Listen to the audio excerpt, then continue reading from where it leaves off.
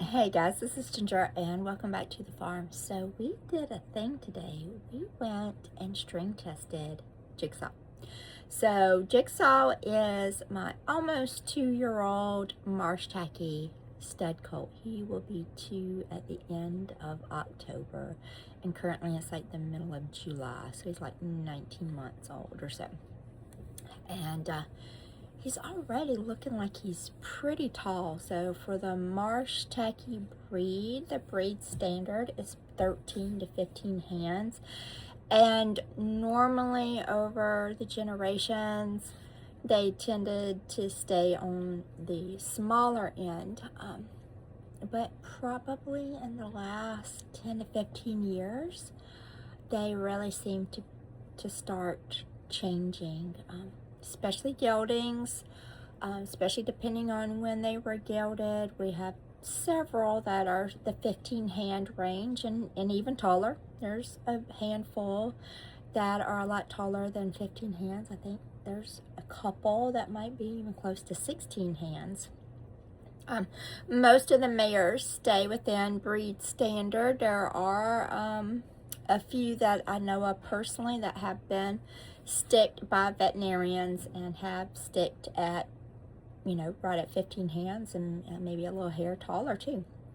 And I think there's a lot of different reasonings for this. I think nutrition is probably one of the biggest things that has changed and has improved over the years, and much better care and maintenance and things like that has caused these horses to start growing taller.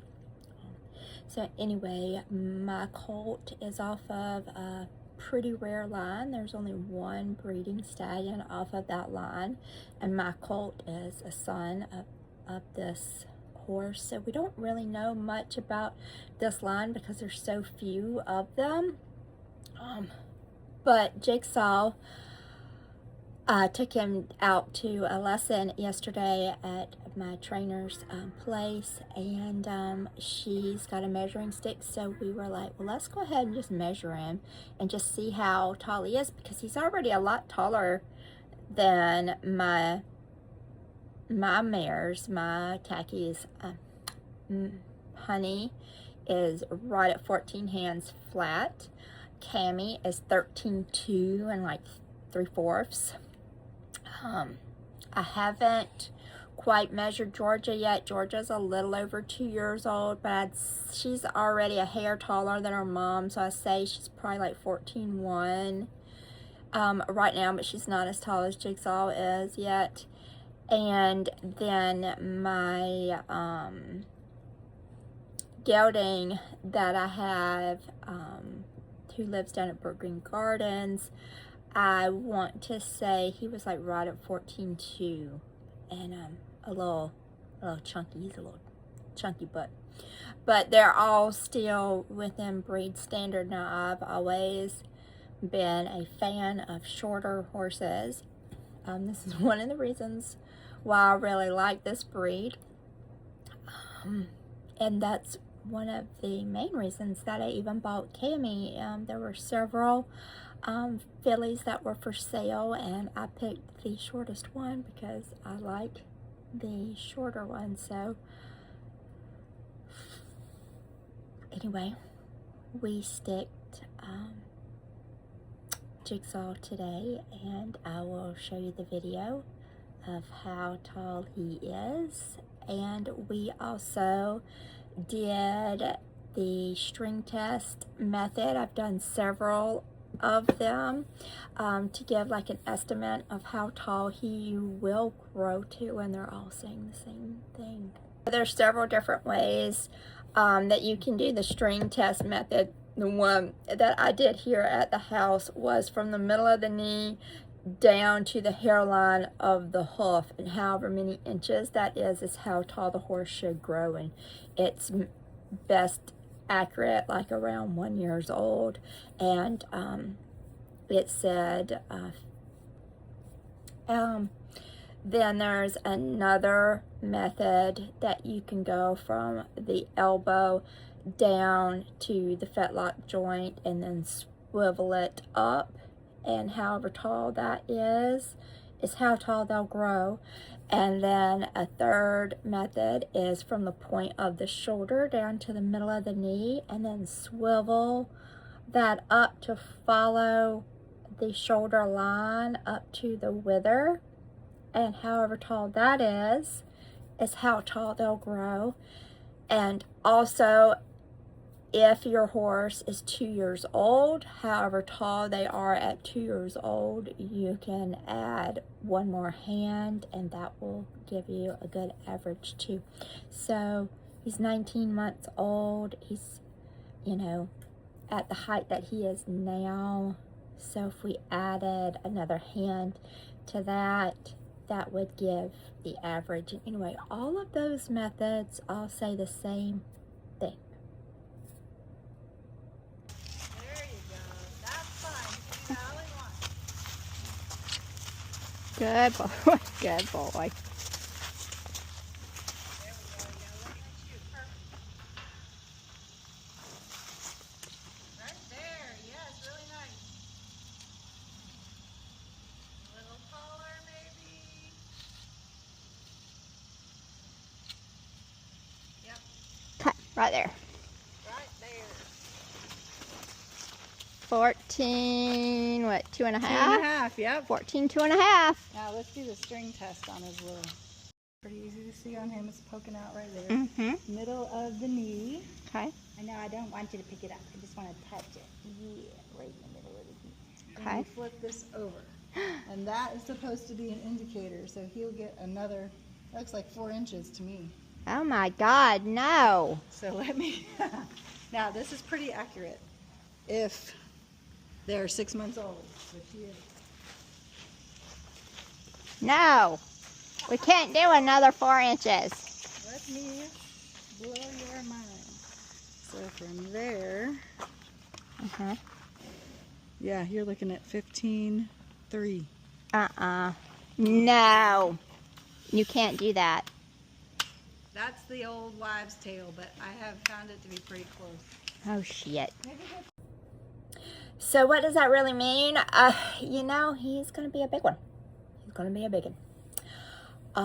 Regardless of where he actually stops at. So when he's full grown, we'll come back to this and we'll see how accurate any of those are. But even so, at 19 months old and 14.2 and a half, he's already, you know, pretty big. Currently, he's still within breed standard, but the string tests say that he is not going to be. He's going to be a lot taller than the breed standard. Now, for me, that's, you know, for me personally, that means I'm going to teach him how to lay down so I can get on his big ass. For others, it's actually, I feel like it's probably a good thing for getting the breed out there to more people, because talking to a lot of folks, the average rider wants something that is at least 15 hands, if not bigger. I don't know why. I don't want that, but I do know quite a bit. I'll take my sister for a prime example. My sister is almost 6 foot tall. She's got a lot of leg. And when she rides Cammy, I mean, Cammy can handle it. She's cute as a button, you know, on there, but she doesn't look right on Cammy. She doesn't look like she fits on Cammy. And while most of these horses, as they grow and they age, they get wider and broader, and they're extremely strong. And most people can ride them pretty comfortably. They don't always look like they fit on that horse.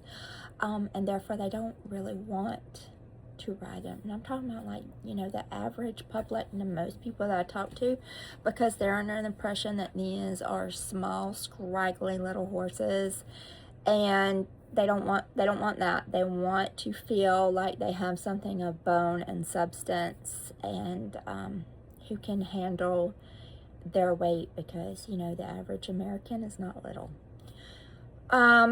So I feel like, even though I don't like it, going outside a breed standard and making bigger horses may have to be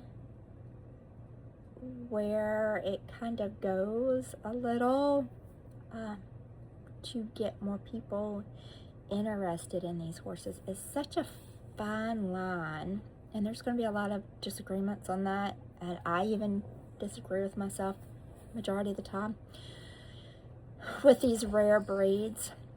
You don't want to breed so far out of standard that then you lose what makes that breed special, but also you don't want to stay so niched in that you completely lose the breed completely, because there's only such a small part of the population who would want them.